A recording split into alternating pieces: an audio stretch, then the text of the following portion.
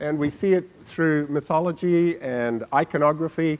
This is the most common symbol through all religions throughout the world, all the pre-religions, all the shamanic cultures. These spirals, represented as spirals, as snakes, as serpents, as dragons, all come from this observation of these recurring patterns in nature. And we see it everywhere. I could show you literally thousands of examples. So, how is this relevant to us? The age of science and technology has completely overlooked this. And I can say with confidence that there is almost no application of this natural approach to achieving human requirements. Musical instruments quite often are an exception.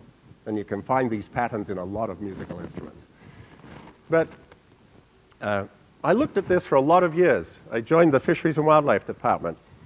I went around the world studying mysticism, looking at the history of human recognition of this, to see if I could find something more and more about this, and if there were ways that we as humanity could actually use this. Because these shapes create beauty, just for a start, but there's these wonderful efficiencies. So it took me about 20 years to work this out, but I figured if I could freeze a whirlpool, I could reverse engineer it, and I might be able to apply it to industrial systems. And I managed to freeze a whirlpool. That is a frozen whirlpool. And it was actually very simple at the end of the day, but as I say, it took 20 years to work out. Now, once I had this, I was able to make a whole lot of different devices based on it. Because when we look at nature, we see infinite variety. Just in humans, we have infinite variety. In our fingerprints, which are also these same geometries, we have infinite variety. So you can make all sorts of devices just from this basic formula. And these are a handful of them. This one on the lower right is a pump. This is a mixer. We started making fans in Pax Scientific, and we ended up with some really dramatic results. And we've been able to take the best fans in the world today. This one at the top is a fan that was designed in, or replaces a fan that was designed in 1960 for the refrigeration industry. There's about 10 million of them go into refrigerators every year in the United States, and people have tried to make them more efficient so they can get Energy Stars without much success. We redesigned it based on this geometry, and we were able to get a 27% reduction in energy. Now, 18% of the world's electrical energy goes into driving fans. We've shown over and over again that we can save a quarter of that energy. If you can save a quarter of 18%, that's a big deal. Computer fans, same thing. Oh, and incidentally, nature likes to be silent. Unless it's mating or fighting, nature's silent. It's a survival thing.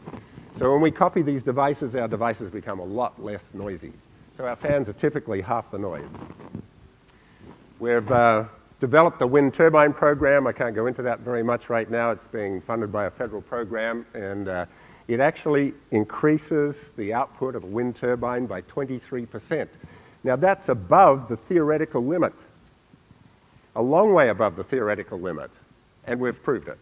And it's now flying in California in a major site. We've created the world's next refrigeration cycle, the first new cycle in 100 years. And it's based on how a skin pore works, because that is our refrigeration system. We've been able to reduce the energy of air conditioning by 90%. Now, this seems impossible.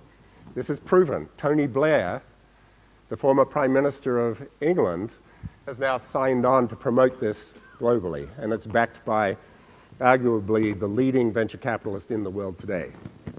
It also runs on water, so it has no refrigerant gases going into the atmosphere. We've designed a range of boats. We've sold 5,000 of these boats now, the one there you see in the surf. And now we've created a new boat up the top. Reduces the cost of boats. It reduces their energy consumption by a third. They're incredibly strong, incredibly buoyant. So here we have this little device again. It looks like an X-ray of the lily from the garden, because every flower, every plant, every living thing is made from this geometry. We put this little device, this size, 6 inches by 4 inches, in water storage tanks. And we have these in 180 municipalities across the United States and Canada. This tiny little thing, we rotate on a little motor. We use the power of 2 light bulbs. And we completely mix that water. And as Kenny said, or I think somebody said at an earlier meeting, we're able to reduce the energy use for municipalities by 85%. And we've reduced the chemicals that go into this water to maintain water quality. We've reduced by 80%. Here's our nearest competitor on the right here. By the way, whenever you've got standing water, you get thermoclines. The water at the bottom is cold, and then a layer up a little higher is warmer and warmer and warmer. And those thermoclines don't mix. It's a real problem. So you get nitrification events at the top. You get algal blooms, all sorts of things going on which destroy water quality. You've got to dump chemicals in there. We're able to completely mix this tank very rapidly. And this is how it does it. This thing creates a tiny little jet, and it mimics what goes on in your coffee cup when you have a convection current, or in a saucepan, or in the ocean. The ocean is full of these convection currents, and the atmosphere is full of them. When we're flying across the globe, we bump into these things, and we can get turbulence from them. So this is an interesting thing. We've been modeling this. Our atmosphere works really on the same principle as that water tank. And the picture, the colorful picture up on the top right, is an actual model of the US atmosphere. And that bump is Pike's Peak, as it happens. And there are the different stratas in the atmosphere. A lot of it is created by particulate matter and pollutants and gases that are in the atmosphere that we've contributed in the industrial age. And it doesn't mix. Well, nature traditionally takes hot air from the surface of the globe and puts it up into the upper atmosphere where it's colder. It cools down, comes back to the ground. Now we have this same convection current going on. Did I do that? Sorry about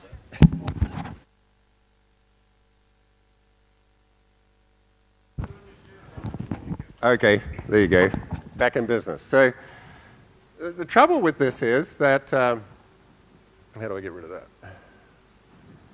The trouble with these stratas is that they're not mixing, even when we have sideways winds coming in. And we can see that in the bottom picture.